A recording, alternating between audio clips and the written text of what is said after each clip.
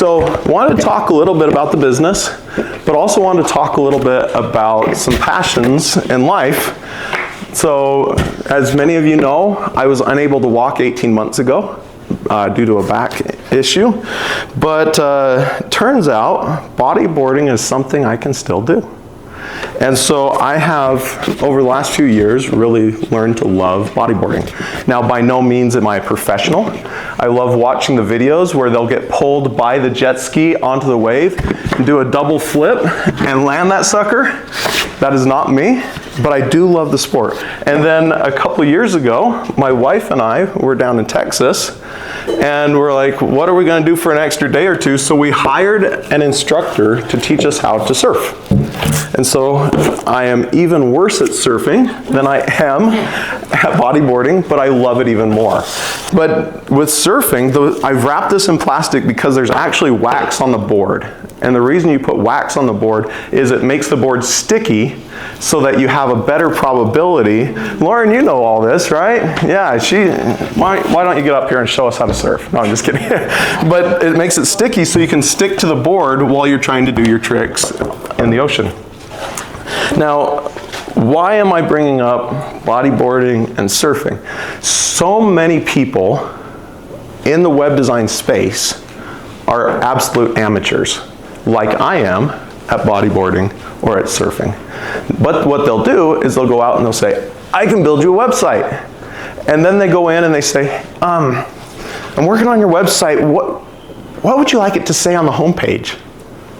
Oh, I know, let's put welcome on there. That'll sound good. And they'll put the logo up top, and then you have a nice big picture, and then they put your logo again right in the middle of the big picture on the web page, and that says welcome.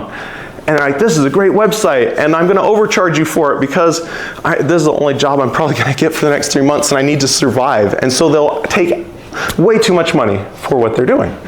And so I've gotten really frustrated when I've seen these other companies charging $10,000 for a website, and then oftentimes it's garbage.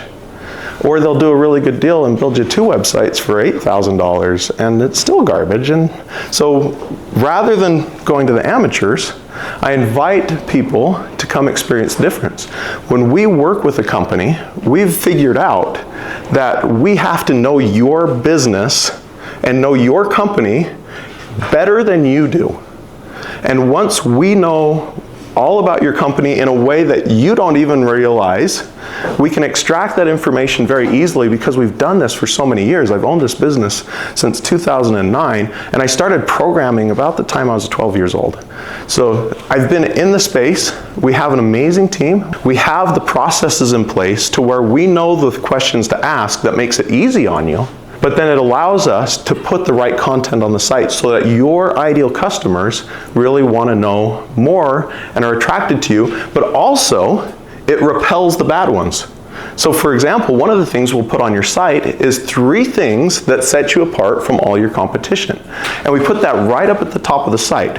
And the reason for that is, if you go in and you say, quality, communication, and speed are 3 things that set you apart, and somebody's looking for low price and they just want a bid so that they can pass the receipt on, that's going to repel them, and they're going to go look for someone else, and it saves you time. And then you don't get the bad 1-star reviews after the service is done because they were expecting this kind of service, but you're doing another kind of service. So a good website that has that proper messaging is going to do a lot to carry you forward in your business so that you find the right customers, more of the right customers, and have less of the headaches. Now, a lot of people are starting to come in and they're saying, hey, there's the SEO world, but what about AI? What is AI doing, and how's it going to shake everything up? Is Google going to die? And everyone's excited when they say that. And no, Google's not going to die. And the reason for that is Google has been at the forefront of AI, and they have AI that they've baked into their systems for years, and now we're starting to see glimpses of it. But AI does shift the way that the web works. My prediction, in the next 5 years, we won't go on and we won't be Googling like we do now.